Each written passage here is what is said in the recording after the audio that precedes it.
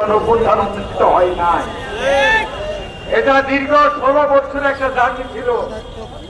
16 বছর নির্যাতন নিপীড়ন গুমের ফলে 60 সপ্তাহে আন্দোলন সফল হয়েছে।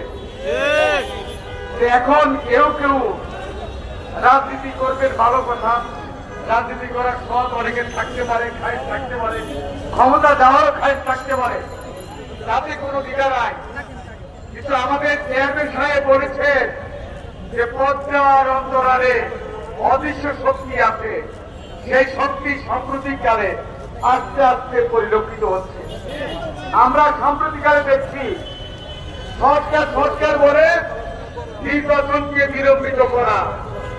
এখন দেখলাম আমাদের পবিত্র বাহিনী, আমাদের স্বাধীনতা সার্বভৌমত্বের বাহিনী, সেনাবাহিনীকেও বিতর্কিত করা হচ্ছে।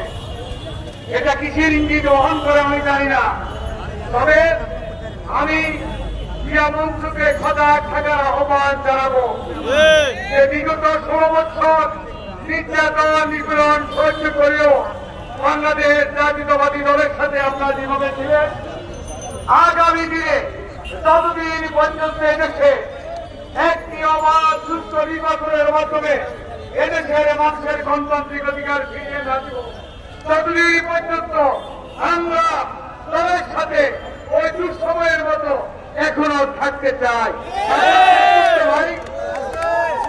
কিভাবে থাকবে, কিভাবে থাকবে? একটা মন্ত্র শিখেছি, এই মন্ত্র হচ্ছে সকল প্রতিবদ্ধকাজ উঠতে উঠে শহীদ প্রেসিডেন্ট জিয়াউর রহমানের আদর্শের দায়িত্ব আমাদের প্রত্যেককে গ্রহণ করতে হবে।